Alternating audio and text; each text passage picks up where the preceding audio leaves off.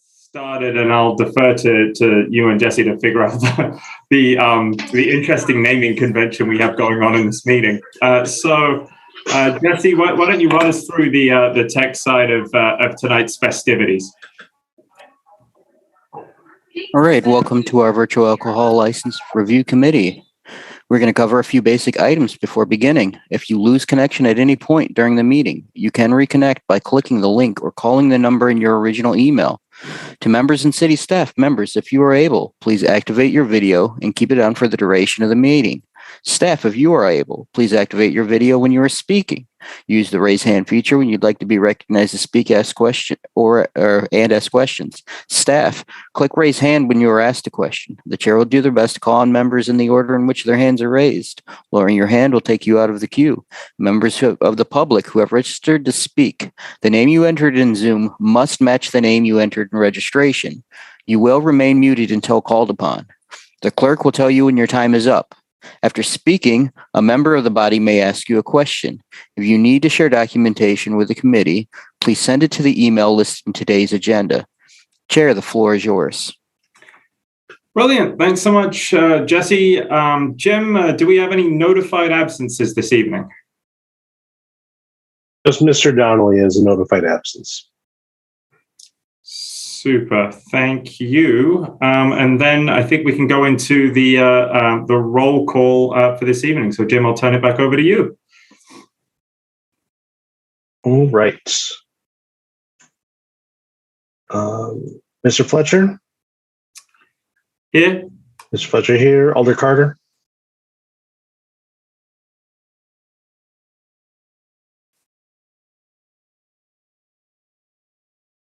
Sorry.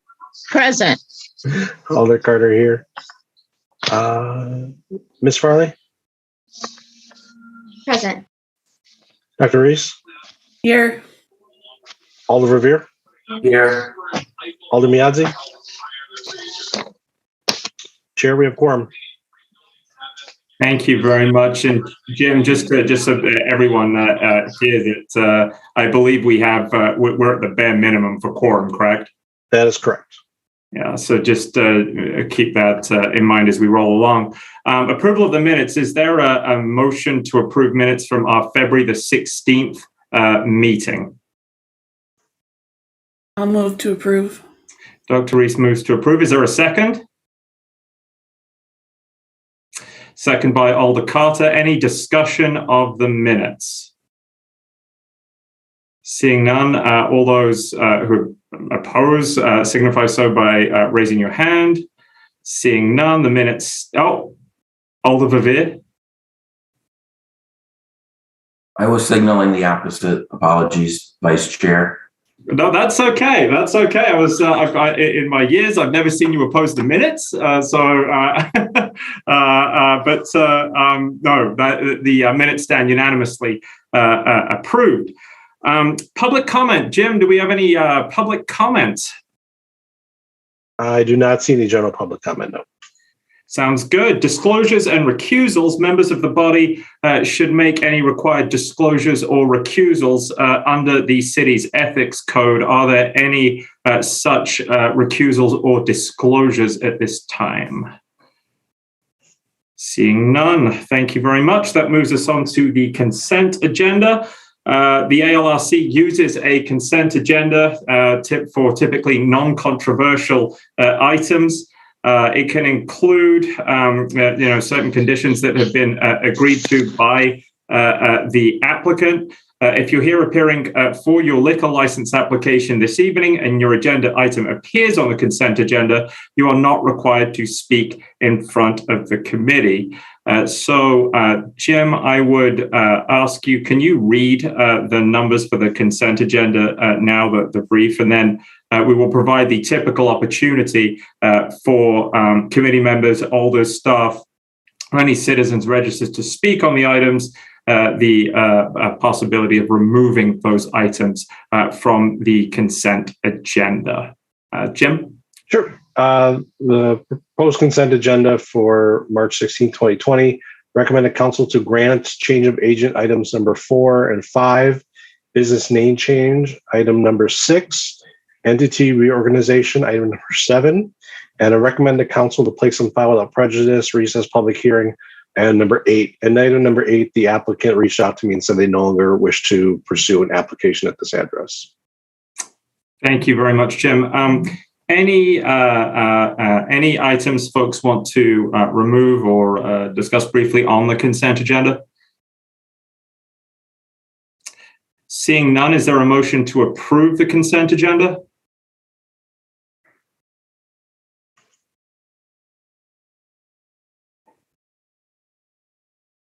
Dr. Reese, seconded by Alder Carter. Any discussion of the consent agenda as read by the clerk? Ms. Farley. I have a question about one of the things on the consent agenda. I don't know if I would request. I don't know where in the process we are now to request that it be. Do you believe it is a brief informational question or something more detailed? I believe it's a brief informational question. One of the documents on there seems to be missing a couple of lines. So just wanted to. Sure. Which item are you referring to? And then we can see if we have someone registered to speak. Yes. This is for I believe it's the entity reorganization. Number 7. Correct. Jim, do we have anyone to speak to that particular item? We do not have anyone registered for that item. Okay. What was the question? Maybe I can answer it. Yeah, so the item where it says to, if it will alter business plan, neither no nor yes are marked on the application. Okay. So I think the appropriate thing to probably do is, unless other folks object, is to kind of pull it for now, see if someone registers to speak on the item. And if so, if not, then we can move it to our next regularly scheduled meeting. So let's remove number 7 from the consent agenda. That leaves 4, 5, 6, and 8. Any further discussion? Seeing none, we can take a vote. All those opposed, signify so by raising your hand. Seeing none, the consent agenda as amended stands approved. Jim, could you just read out those items that have been approved as part of the committee's consent agenda for this month? Sure. Can you remind me who the original motion came from? It was Dr. Reese, seconded by Alder Carter, I believe. Okay. Excellent. All right. So the approved consent agenda for ALRC meeting March 16th, 2022. Recommended council to grant item number 4, change of agent, Aldi Inc. Item number 5, change of agent, Quick Trip Inc. Item number 6, business name change, 502 State Street LLC. And recommend the council to place on file without prejudice, recessed public hearing. Item number 8, public hearing, new license, Sriram Retails 3 LLC, 1101 South Park Street, Class A beer, Class A liquor. Thanks very much, Jim. And again, for any folks on the line, if your item has been read out by the Deputy City Clerk, the committee has appropriately taken action on your item, and there is no need to stick around unless you have interest or other items on the agenda not read by the Deputy City Clerk. So that takes us on into our agenda this evening. Jim, are there any items requiring an interpreter? There is. I was going to recommend, for possible order, we take up the operator first, who is here. And then we do have 2 items for interpretation, and that is items. Shoot, I had my agenda with me, and now I don't. Oh, here it is. Items number 11 and then 17, 18 go together. Super duper. Any objection from the committee in taking in kind of using that as a list? So let's go ahead and do that. Let's discuss the operator's license application, item number 3. Corinna T. Legginston Craig. Corinna, do we have you on the line? Yes. Corinna, good evening. I hope you are doing well. I will turn it over to Captain Zanders with the Madison Police Department to provide the committee and yourself kind of an overview of why you're before us this evening. Captain Zanders, good evening, and over to you. Good evening, council members. Good evening, Corinna. Part of my duties in attending these meetings is to conduct a background investigation on those that apply for an application for an operator's license. In doing so, what I look for is the guidelines that have been provided to you, referenced that are bounded by, state statute. In doing so, in viewing your application, I did observe 2 items of concern that I must bring forward to the council. Upon me reading through these explanations and providing you with an articulation of what these items are, you will have your opportunity to speak to the panel. With that being said, the first one that I was able to recognize was guideline number 1, and it reads as is. Provided the circumstances of the offense substantially relates to the circumstances of the job or licensed activity, any person who has been convicted of a felony, unless duly pardoned, does not qualify for an operator's license. To the extent the other guidelines reference a specific offense, the guidelines shall apply if the offense constitutes a felony. So back on September 4th, 2008, you were convicted of a Class H felony, specifically unauthorized use of an individual's personal identifying information or documents. Yes. Then the second one would be guideline number 5, which states the following: applicants must truthfully and completely fill out applications. Appearance A states if an applicant provides false information on the application, that the application shall be denied and the applicant should not be eligible to reapply for an operator license for a period of 1 year from the date of denial of such application. Once again, in viewing your file, on your application, you noted that in 2019, you had an OWI arrest dismissed and read in, while the final convicted charge was operated after revocation. DOT records show that on September 19th, 2019 arrest, that there was a conviction for first offense OWI in the village of Mount Pleasant. There is no indication that this charge was ever dropped or read in. With that being said, I would like to provide a caveat before you speak to the council that we did attempt to get reports in regards to this to gather more information. However, that respondent or correspondent agency did not deliver those reports. So we have no further information from a law enforcement stance. Thank you, Captain Zanders. Corinna, do you have any sort of initial comments before we take maybe questions from the committee? Yes, I do. So, regarding the using the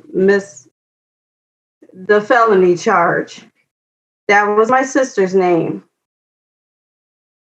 And at that time, I had custody of, I have 4 kids of my own, and I'm not using this as an excuse. And I had her 4 kids in my custody, and I had to pick them up from school. It was a rainy day, and it was like bad weather. I was the only available driver, and I knew I had a warrant for an unpaid ticket. And when I called my sister and told her, she said, use my name, because she didn't have a warrant.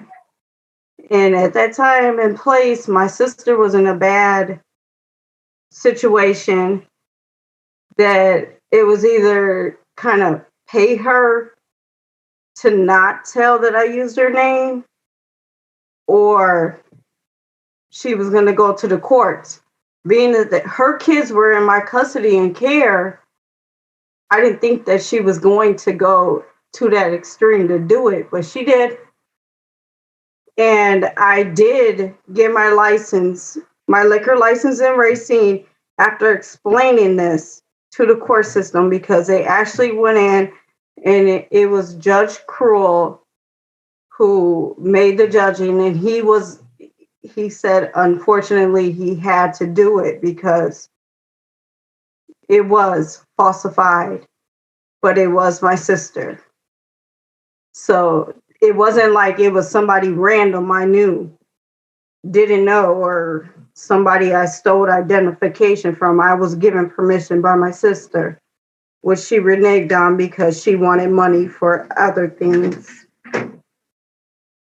And as far as the judgment of the first time offending, driving under influence, it says on my papers that I was not convicted of that. And I'm trying to look it up right now because when I was there filling out the application, I CCAP myself. So I try to put down everything accurately as I could. So I'm trying to look that up right now. And I mean, I'm sure you all have access to it because it reads the case and it says revocated, or I can't remember. I wish. Okay, well, I'm sure you guys have as much access as I do.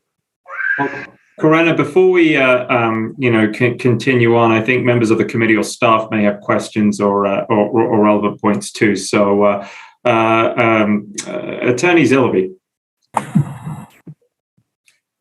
Hi, I was just going to say that municipal court convictions are not on CCAP, so that's probably why she can't.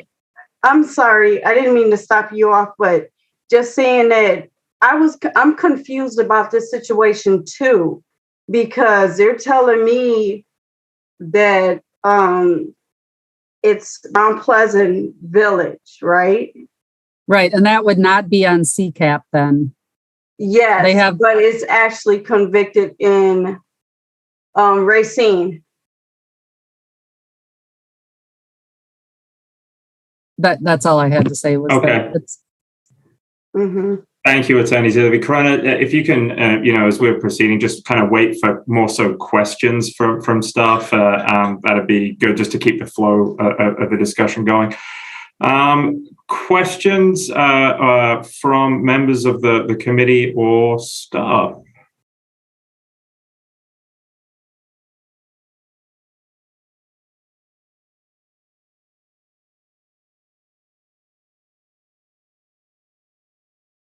Dr. Reese. Thank you. Corinna, can you tell us a little more? You said you had an operator license in Racine, and just can you tell us a little bit more about how long you had that, and then when you, was there a gap between when you came up here to apply for an operator license? No, when I came here, I had my license. Wait a minute. Oh, liquor license we're talking about. I'm sorry. When I came here, there was a little bit of a gap because with the pandemic going on, I wasn't keeping up with my license, but my license was still in place in Racine to the point where I didn't have to retake the class or anything. Like, this is what I've done my whole life. I am actually a mixologist certified. And I've never been pulled over for drunk driving or anything like that. And when I got pulled over, it was pulled over for speeding. But I do have, it wouldn't be in Racine, Mount Pleasant. It's going to show Racine, and that is what confused me too. Because the prosecution, like the final outcome is in Racine, and it reads, operating while revoked, revocation due to alcohol controlled substance refusal, because I paid the tickets and I did not know I needed that thing in my car, which is still in my car. So yeah, maybe we can have Captain Zanders just clarify that, because you're right what it says on CCAP, but I think there's something you can't see on CCAP. Absolutely. You wouldn't be able, or you wouldn't have access to your DOT records, which, like I stated, showed that on September 19th, 2019, there was an arrest. And then on November 6th, 2019, a conviction for first offense OWI in the village of Mount Pleasant. And there is no indication, again, that this charge was dropped. Okay. Other questions from members of the committee for the applicant?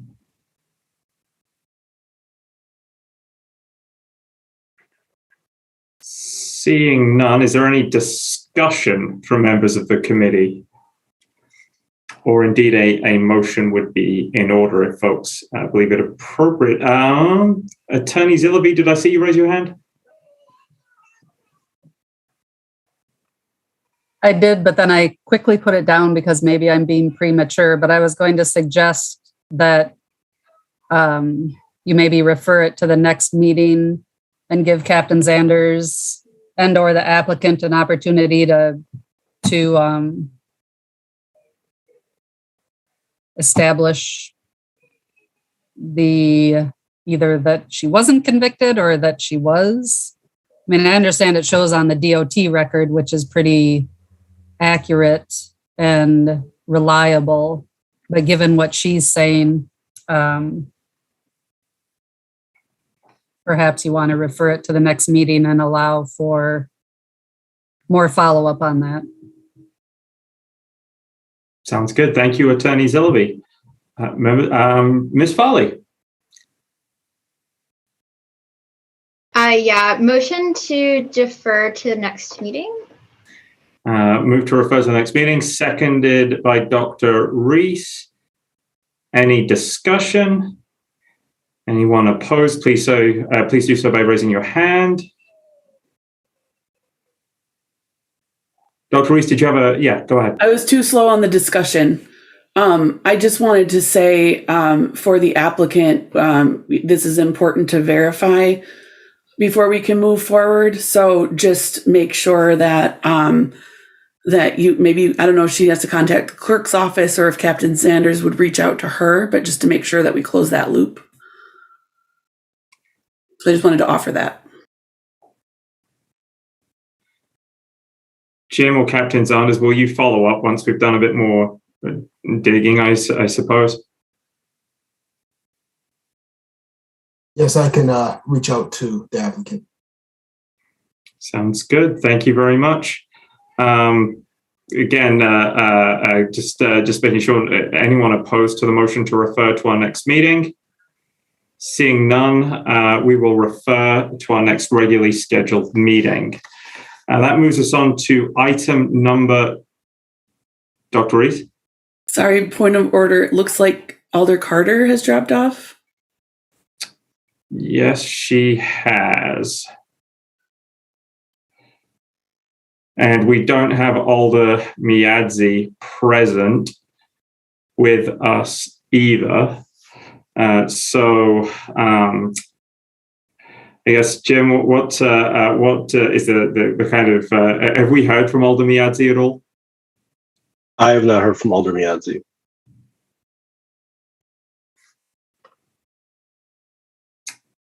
So I think, we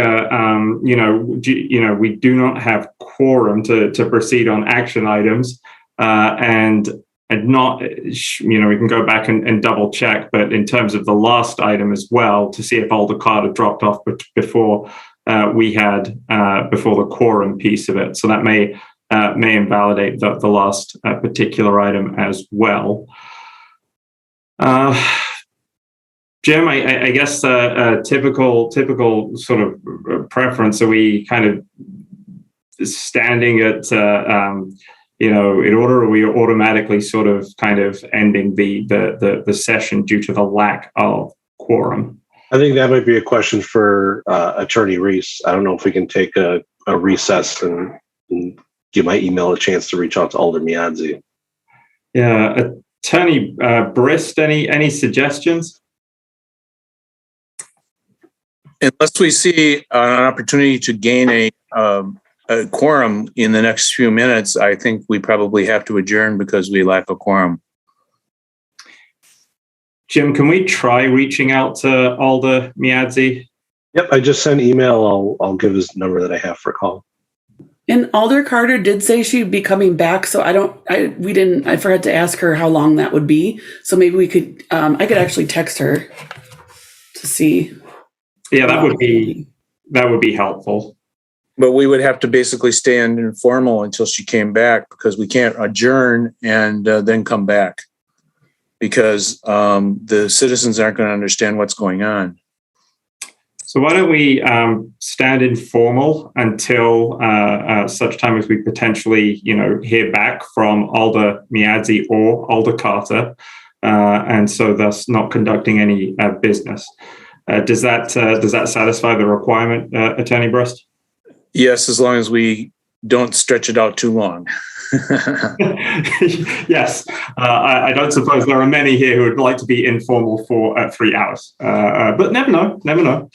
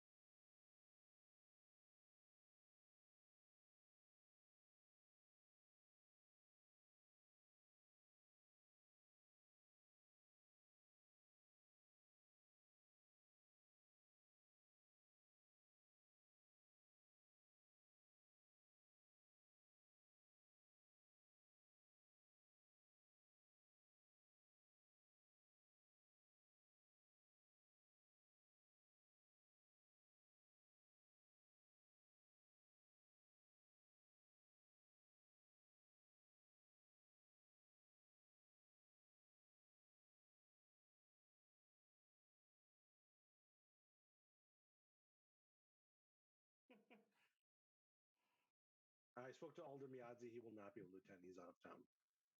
Okay, then I guess we're going to have to recess, or we're going to have to adjourn until another time. That sounds good. Before we maybe adjourn, could Jim, how do you want to work things with the interpreter so that our especially the applicants who require interpretation, know what's happening? Well, the interpreter is here, and they're on a separate line where they're able to hear what we're saying, and they're able to hear what the interpreter is able to tell them what we're saying right now. That sounds good. So, and last item to wrap up, Jim, we go back and just item number 2 has to be on our next agenda anyway, regardless of whether I think Alder Carter was present or not. So I think it is irrelevant, but just for the record, I think we should go back and just verify when Alder Carter left, and if needs be, kind of nullify the motion. Is that fair, Attorney Prest? If we lost quorum before, if you can tell from the recording that when she left, yes, you could do that. I'll check. I don't know if I'm gonna be able to see it from the recording, but yeah, I have 5:54 p.m., Jim. But whether or not you can, yeah, hard to say. Yeah. I will defer on that piece, but I don't think it has a substantive difference anyway, because the item has to come up on the next agenda either way. So, due to a lack of quorum, we will adjourn the meeting. Thank you to those able to attend this evening, and I'm sure we'll be discussing kind of rescheduling potentially in the near future. So, thank you very much, everyone. Have a good evening.